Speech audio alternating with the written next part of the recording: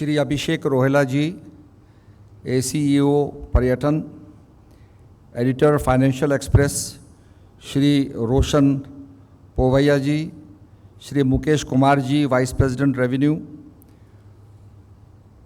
मंच पर उपस्थित मेरे सभी सहयोगी एवं विभाग के समर्पित अधिकारीगण, देश विदेश से पधारे हमारे साहसिक पर्यटन क्षेत्र के प्रतिनिधिगण, मीडिया के साथियों और देवभूमि उत्तराखंड की धरती से जुड़े सभी रोमांच प्रेमी भाइयों और बहनों, सबसे पहले मैं इस महत्वपूर्ण एडवेंचर टूरिज्म मीट की संकल्पना और आयोजन के लिए इंडियन एक्सप्रेस ऑनलाइन मीडिया को हार्दिक धन्यवाद देना चाहता हूं।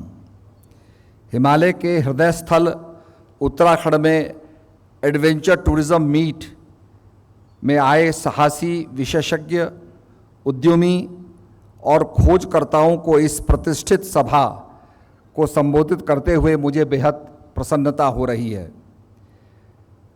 मैं आप सभी को साहसिक पर्यटन महोत्सव 2025 के तहत दिल से स्वागत करता हूं।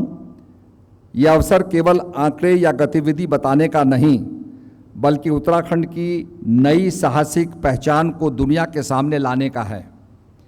उत्तराखंड ने हमेशा से श्रद्धा, संस्कृति और प्राकृतिक सौंदर्य के लिए एक खास स्थान बनाया है, लेकिन अब हम साहसिक पर्यटन की राजधानी के रूप में एक नया रंग भरने जा रहे हैं। मुझे गर्व है कि हमें बीते कुछ वर्ष में न केवल योजनाएं बनाई हैं, बल्कि ज़मीनी स्तर पर उन्हें साकार भी किया है। और इसके साथ साथ जो हमारी जल आधारित गतिविधियां रही रिवर राफ्टिंग की, उसके बारे में जो जानकारी मुझे मिलेगी मैं आपको दूंगा। इस वर्ष 2024 में 3,56,000 पर्यटक राफ्टिंग के लिए उत्तराखंड आए। 2025 में यह संख्या 2,16,000 को पार कर चुकी है और अभी भी हमारे पास समय है। इससे 100 करोड़ से अधिक की धनराशि का कारोबार और 2100 से अधिक युवाओं को रोजगार मिला है। हमने स्थानीय युवाओं को प्रशिक्षण और महिलाओं को विशेष प्रोत्साहन देकर इस क्षेत्र को समावेशी बनाया है। वायु आधारित गतिविधियां पैराग्लाइडिंग 2024-25 में 47,689 पर्यटकों ने पैराग्लाइडिंग का अनुभव लिया। 69 टैंडम पायलट और 16 कंपनियों के माध्यम से 200 लोगों को प्रत्यक्ष रोजगार इससे मिला है। बंजी जंपिंग, मुझे न्यूजीलैंड जाने का मौका मिला और मुझे उस ब्रिज पे भी जाने का मौका मिला जहाँ से बंजी जंपिंग प्रारंभ हुआ था। जब लोग वहाँ से बंजी जंपिंग कर रहे थे तो फायर ब्रिगेड आ गया कि you can't jump, this is हाराकिरी। तो उन्होंने बताया कि साहब ये बड़ा सेफ़ है, इसके अंदर सारा हमारा सेफ्टी चीज़ें हैं। तो उन्होंने आदमी के वज़न के बराबर उसमें एक सामान बांधा और फिर उसको गिराया। जब वो बिल्कुल सेफली रहा, झूलता रहा, तब उन्होंने बड़ी मुश्किल से परमिशन दी और वहाँ से बंजी जंपिंग शुरू हुई है।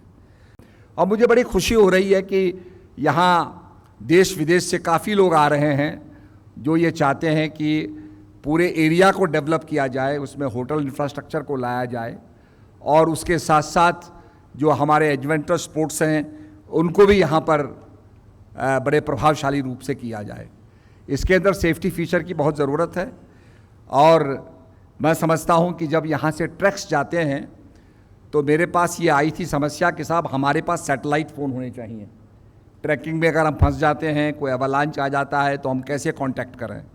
तो उसके लिए भी हमने केंद्र सरकार को लिखा कि satellite phone should be permitted to this people, तो ये संभव हुआ है।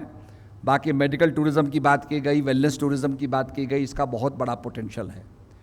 और हमारे उत्तराखंड के अंदर मैं समझता हूँ कि क्योंकि यहाँ बहुत ज़्यादा हम लोग केमिकल फर्टिलाइज़र का उपयोग करते हैं तो बीमारियाँ भी बहुत हैं, किडनी फेलियर भी बहुत हैं।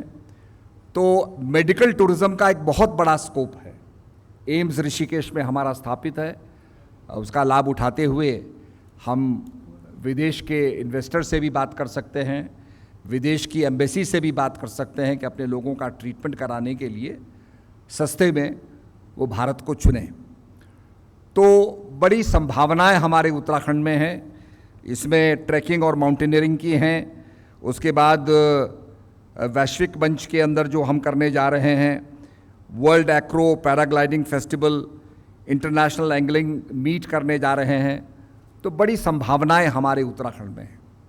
और मैं समझता हूं कि जो हमारे होम स्टे हैं, कल भी मेरी सेक्रेटरी से बात हो रही थी होम स्टे के ऊपर, तो हमारे होम स्टे बड़े सक्सेसफुल हुए हैं।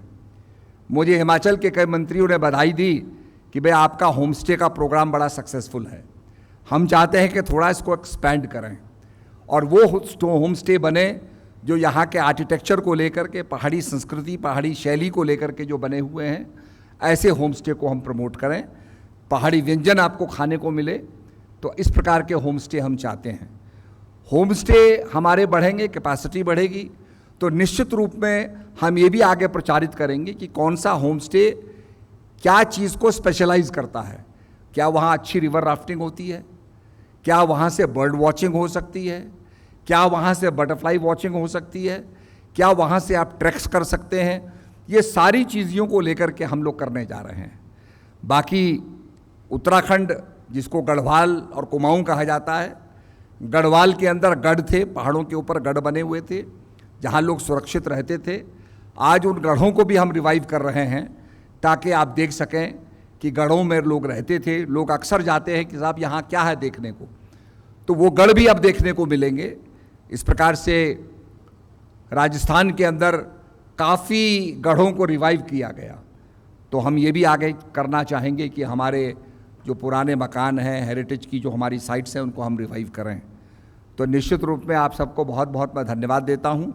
और इसमें मंथन करके हम चाहते हैं कि इलेक्ट्रॉनिक मीडिया से इसका प्रचार प्रसार भी किया जाए। और मेरा तो आगे ये स्वप्न है कि हम इस प्रकार की साइट्स डेवलप करें जिससे हम क्लिक करने पर होटल से या अपने होम स्टे से 360 डिग्रीज हम क्या देख रहे हैं ये हमको दिखाई दे।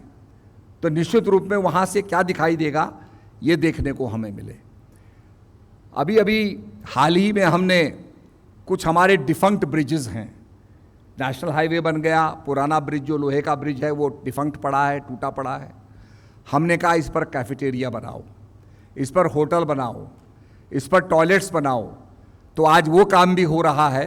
काफ़ी लोगों ने इन्वेस्टमेंट किया है और ब्रिज के ऊपर होटल बनाया है। तो इससे हम सुविधाएं दे रहे हैं। और मुझे चक्रौता जाने का मौका मिला तो पहले अंग्रेज़ लोग चक्रौता जाते थे, चिट्ठी लिखने को डाक बंगले में बैठते थे। और डाक बंगले इसलिए डाक बंगले कहे जाते थे कि वहाँ डाक लिखी जाती थी। अंग्रेज़ लोग बैठ कर के डाक लिखते थे, घोड़ों से जाते थे। तो आज पीडब्ल्यूडी के पास ऐसी कई साइट्स हैं जो बहुत ही ब्यूटीफुल साइट्स हैं जहाँ से पूरा हिमालय का दर्शन होता है, परंतु वो सब डायपलेटेड पड़ी हैं, टूटी पड़ी हैं और समाप्त हो चुकी हैं। उसको भी हम रिवाइव करना चाहते हैं कि तंबू लगे। आगे हमारा ये भी सोच है कि भाई हमारे जो बुग्याल हैं उसमें भी हम कैंपिंग कर सकें।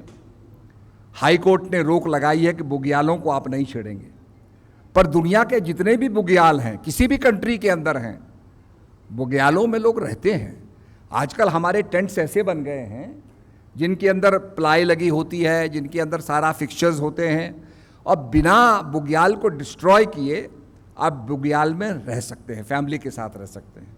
बच्चों को भी परिवार का एक सामप्य प्राप्त होता है, क्लोजनेस प्राप्त होती है, and the family that stays together lives together.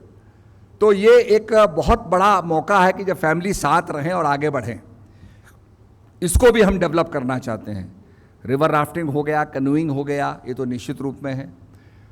हम ये चाहते हैं कि जैसे कापाडोसिया के अंदर बलूनिंग होती है, बहुत बड़ा वहाँ उनका ये सेंटर है, ऐसे हमारे उत्तराखंड में भी बलूनिंग हो, जहाँ पर आपके इलेक्ट्रिक के वायर्स नहीं हैं, तो वहाँ पर ये काम किया जा सकता है। इसके साथ साथ पहाड़ों पर पहुँचने के लिए चाहे यमुनोत्री हो, चाहे केदारनाथ हो, चाहे आपका हेमकुंड साहब हो, आज रोपवे का निर्माण हो रहा है। मसूरी जाने के लिए भी रोपवे का निर्माण हो रहा है और रोपवे की टेक्नोलॉजी से आप आसानी से पहुंच जाएंगे बिना कंजेशन किए हुए। इसको भी हम लोग संभव कर रहे हैं। हमारे मुख्यमंत्री पुष्कर सिंह धामी जी का हमेशा रहता है कि नए नए आइडियाज़ को लाइए, इसको प्रमोट कीजिए, और निश्चित रूप में हमें ये सब चीज़ प्रमोट करनी है। मैं ये भी चाहूँगा कि आने वाले समय में पहाड़ पर यासर गोम्पा होता है, जिसको हम कैटरपिलर फंगस कहते हैं। ये कीड़ा जड़ी होती है और ये कीड़ा जड़ी में लार्वा निकलता है, बटरफ्लाई भी निकलती है, जो मर जाता है वो कीड़ा जड़ी बनती है। ये कीड़ा जड़ी कैसे एक्सट्रैक्ट की जाती है, इसका भी अभियान हो तो लोगों को एक्सपीरियंस आएगा कि ये कीड़ा जड़ी क्या चीज़ है। ये संजीवनी की तरह है, प्राणदायिनी है और खासकर ये इम्यूनिटी को बढ़ाती है, इम्यूनिटी बूस्टर है। इस प्रकार की कई जड़ी बूटियाँ हमारे उत्तराखंड में हैं जो इम्यूनिटी बूस्टर हैं। स्वयं हमारे जो मोटा अनाज है, मिलेट्स हैं, मंडवा है, ये सब इम्यूनिटी बूस्टर्स हैं। और मुझे बड़ी खुशी हो रही है कि आपने ब्लैक फॉरेस्ट पेस्ट्री का नाम सुना होगा, जो जर्मनी के अंदर ब्लैक फॉरेस्ट है, उसको लेकर के एक पेस्ट्री बनाई गई। मुझे भी ब्लैक फॉरेस्ट जाने का मौका मिला। मैंने पूछा भाई यहाँ क्या है, what is black about it. कहने लगे साहब the forest is so dense कि सूरज की रोशनी नीचे नहीं आती है। उसी को चॉकलेट बना के पेस्ट्री बनाई। तो मैंने सारे देहरादून के बेकर्स को कहा कि भाई make a Garhwali pastry, make a Kumaoni pastry, make a Jaunsari pastry. और आज मुझे बड़ी खुशी है कि बहुत से बेकर्स इन पेस्ट्रीज़ को बना रहे हैं। स्वयं आपके इस होटल के अंदर भी गढ़वाली, कुमाऊनी और जौनसारी पेस्ट्री बन रही हैं। तो हम चाहते हैं कि इनको बनाया जाए। आगे हम टिबेटन पेस्ट्री, नेपाली पेस्ट्री और भी हम पेस्ट्री बनाने जा रहे हैं, जिसके अंदर आपको पहाड़ का फ्लेवर मिलेगा। हमारा पहाड़ी कुजीन, आज जितने भी 5 स्टार होटल हैं वहाँ आपको उत्तराखंड की थाली खाने को मिलेगी। तो निश्चित रूप में लोग इसके फूड को रिलिश कर रहे हैं और हम ये चाहते हैं कि उत्तराखंड के भोजन को हम प्रचारित प्रसारित करें। तो एडवेंचर टूरिज़्म के लिए मैं निश्चित रूप में बहुत बहुत बधाई दूंगा और चाहूँगा कि नए आइडियाज़ का समावेश हो और हम आगे बढ़ें।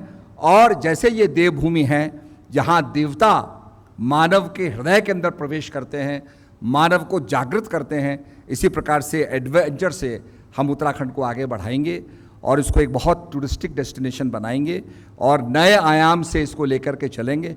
इसके लिए जो भी आपकी आइडियाज़ मिलेंगे उनका स्वागत है और निश्चित रूप में हमारी सरकार उनको इम्प्लीमेंट करेगी। बहुत बहुत धन्यवाद।